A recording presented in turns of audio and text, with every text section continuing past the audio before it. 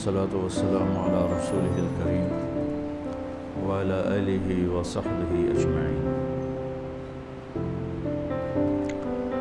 اللہ تعالیٰ نے اس امت کے ساتھ یہ خصوصی پیکج نہیں، بعض کمپنیاں دیتی خصوصی پیکج ہوتا ہے بعض وہ لوگوں کو متوجہ کرنے کے لیے تھوڑے پیسے میں زیادہ سہولت دینا۔ تو ایک دفعہ ایمریٹس نے میرا ڈسٹرکٹ ہوم تو ملتان ہے، فیصل آباد رہائش، تو انہوں نے ملتان کے ایئرپورٹ کو پروموٹ کرنے کے لیے موریشس کا ٹکٹ 35,000 آنا جانا، تو سارا پاکستان امڑ کے وہاں ملتان پہنچا ہوا تھا۔ خصوصی پیکج کی ایک آپ کو مثال، اس امت کے ساتھ اللہ نے خصوصی پیکج کا معاملہ فرمایا۔ کس وجہ سے؟ اپنے محبوب کی وجہ سے، اپنے حبیب کی وجہ سے۔ اور اس کی میں حدیث بھی سناتا ہوں اور جو فی الواقع ہمارے ساتھ ہو رہا ہے وہ بھی سناتا ہوں۔ انسان کی اصل جگہ آخرت، کامیاب ہے تو جنت ہے، ناکام ہے تو جہنم۔ تو اس سے پہلے ہم سفر میں ہیں اور مزدوری میں ہیں، جاب پر ہیں، اور جاب جتنی لمبی ہوتی ہے اتنا طبیعت پریشان ہوتی ہے، تھکاوٹ ہوتی ہے۔ جاب جتنی مختصر ہوتی ہے اور پیکج بڑا ہوتا ہے تو خوشی ہوتی ہے، دل بھی کرتا ہے۔ اللہ تعالیٰ نے پہلی امتوں کی جاب بڑی لمبی، 100 سال، 200 سال، 300 سال۔ قوم عاد ایک گزری ہے، لم یخلق مثلها فی البلاد، ان جیسا اللہ نے پیدا ہی نہیں کیا تھا۔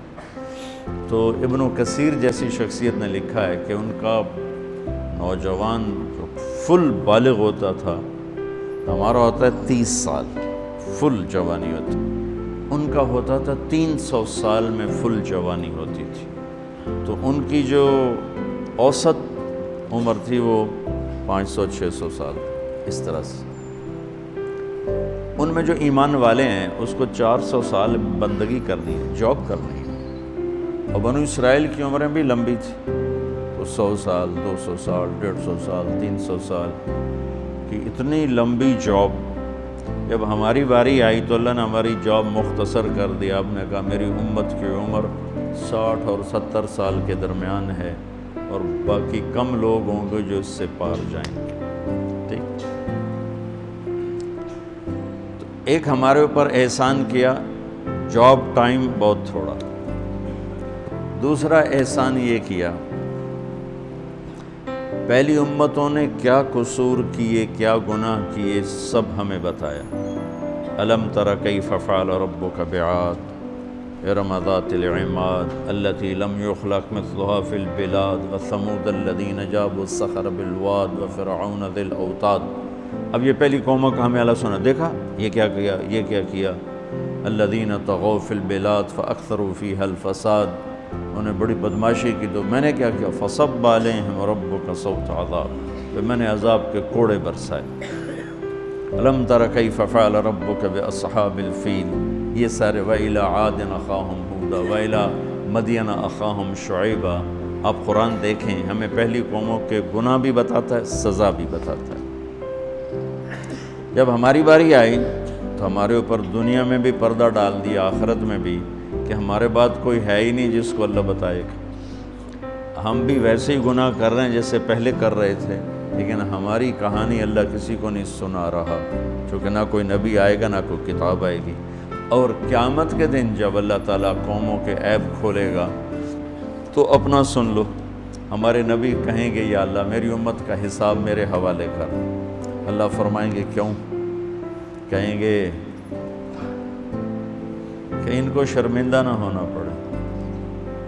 تو اللہ تعالیٰ فرمائیں گے جب آپ حساب لیں گے اور آپ ان کے گناہ دیکھیں گے تو پھر ان کو آپ کے سامنے تو شرم آئے گی نا، میں ان کو آپ کے سامنے بھی شرمندہ نہیں کروں گا، میں ان کا پردہ ڈال کے حساب لوں گا۔ اس امت کا حساب بھی ہوگا نا تو پردہ آ جائے گا، پردے کے پیچھے کہا جائے گا تو نے یہ کیا، تو نے یہ کیا، تو نے یہ کیا۔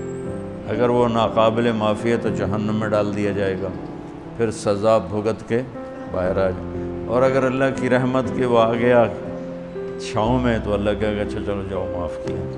بلکہ ایک آدمی کا اللہ کے نبی نے بہت لطیفہ سنایا کہ اللہ ایک آدمی کو کہے گا تو نے یہ گناہ کیا، یہ کیا، یہ کیا، وہ تھوڑے سے گناہ بتا دے گا، وہ بھی چھوٹے چھوٹے، تو ڈر جائے گا بھائی ہوں آج میری خیر نہیں، میرے واسطے پکی ہو گئی آگ، تو اسی ڈر میں ہوگا کہ اللہ تعالیٰ کہیں گے اچھا چلو تم نے جتنے گناہ کیے نا میں نے اس کے بدلے میں تمہیں نیکیاں دے دی، تو جلدی سے بولے گا یا اللہ بھی تو نے تھوڑے سے بتائے، میرے تو اور بھی بہت سارے گناہ ہیں، مطلب ہے گناہ دی بھی نیکیاں بنا دے۔